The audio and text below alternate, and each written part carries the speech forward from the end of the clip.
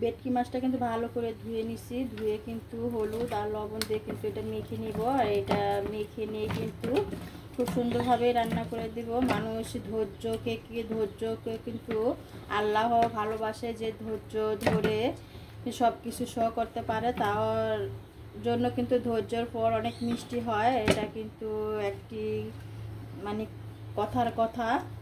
আমি দেখছি যে ধৈর্য ধরে তারই কিন্তু অনেক কষ্ট হয়, আর যে ধৈর্য ধরতে পারে না তারই কপালে কিন্তু সুখ দেখা যায়। আর অবশ্যই ধৈর্যর ফল কখনোই খারাপ হয় না, ধৈর্য মানুষকে ঠগায় না, ধৈর্য মানুষকে অবশ্যই কিছু না কিছু দিয়ে যায়, কিছু না কিছু না দিলেও কিছু না কিছু শিখিয়ে দিয়ে যায়। অবশ্যই ধৈর্য ধরেন, ধৈর্য ধরলে অবশ্যই আপনাদের সাফল্য আসবে, সফলতা অবশ্যই পাবেন। আর এখানে কিন্তু হলুদ মরিচ দিয়ে মাছটা মেখে নিলাম।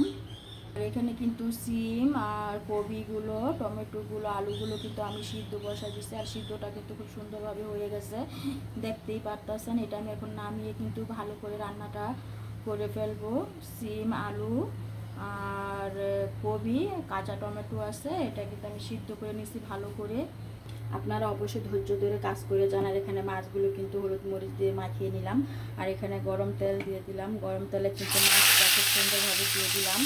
আর অবশ্যই সাবধানে মাছ দেওয়ার চেষ্টা করবেন, মাছ কিন্তু অনেক হাতে পড়লে কিন্তু হাত মুখা পড়ে যাবে। আর এটা কিন্তু ভেটকি মাছ আমি রান্না করবো সিম, আলু, টমেটো দিয়ে। এখানে কিন্তু ধইনা পাতা, কাঁচা মরিচ কিন্তু আমি কুচি কুচি করে নিচ্ছি। আর এখানে কিন্তু মাছটা কিন্তু খুব সুন্দরভাবে ভাজা হয়ে গেছে। মাছটা আমি এখানে দিয়ে নিব, খুব লাল লাল করে কিন্তু মাছটা ভাজা হয়ে গেছে।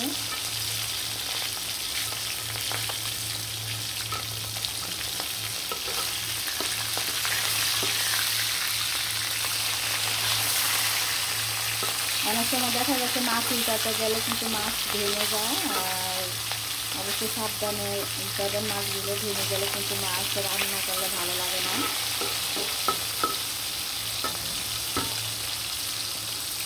আর এই ভেটকি মাছটা কিন্তু খেতে এত মজা, যারা খাইছে তারাই কিন্তু বলতে পারবে অনেক মজা খেতে।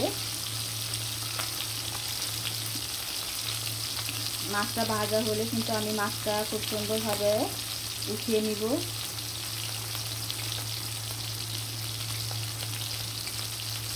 মাছটা কিন্তু খুব সুন্দরভাবে ভাজা হয়ে গেছে, মাছটা আমি উঠিয়ে নিব এখন।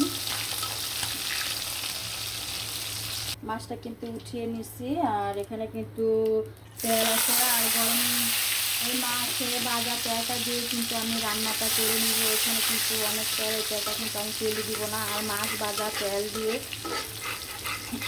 রান্না করলে কিন্তু খুব সুন্দর একটা গ্রান আসে, আর খেতেও কিন্তু অনেক ভালো লাগে। আমি কিন্তু কখনোই মাছ ভাজা তেল আমি তেলে দিই না, আর অন্য কোনো কাজও লাগায় না, এটা দিয়ে কিন্তু আমি রান্নাটা কমপ্লিট করে ফেলি।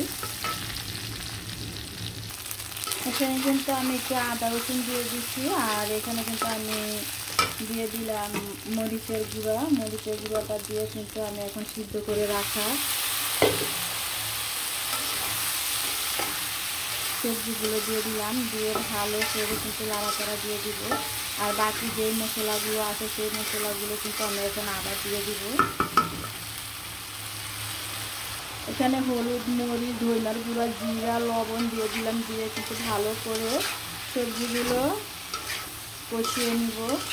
আর আমি কিন্তু আমরা ঘরে যেভাবে রান্না করে খাই সেভাবেই কিন্তু গরম মশলা দিয়ে রান্নাটা দেখাই। অনেক সহজে যারা দূর প্রবাসে আছেন তারা কিন্তু রান্নাগুলো দেখে খুব সহজেই রান্না করতে পারবেন।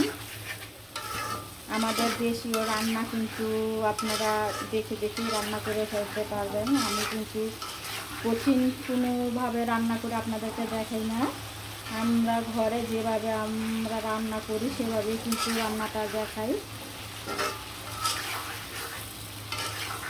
ঘরের মশলা দিয়ে কিন্তু রান্নাটা আমি রান্না করি, আমি বাইরের কোনো মশলা অ্যাড করি না, কারণ বাইরের মশলা অ্যাড করলে আমার কাছে ভালো লাগে না। ঘরের মশলা দিয়ে রান্না করলেই আমার কাছে খাবারটা অনেক ভালো লাগে। এখন সবজিগুলো কিন্তু খুব সুন্দরভাবে আমি কষিয়ে নিব। আর সবজিগুলো যত সুন্দরভাবে ভালোভাবে কষিয়ে নিতে পারবেন ততই কিন্তু আপনার রান্না স্বাদ হবে। আপনার তরকারিটা খেতে ভালো লাগবে। আমি কিন্তু খুব সুন্দরভাবে কিন্তু সবজিগুলো কষিয়ে নিব। এখানে ফুলকপি আছে, সিম আছে, কাঁচা টমেটো আছে, আলু আছে। একদম খুব সুন্দরভাবে কিন্তু সবজিগুলো কষানো হয়ে গেছে। আর এখন আমি পরিমাণ মতো পানি দিয়ে দিব। মাছগুলো কিন্তু আমি এক এক করে দিয়ে দিব।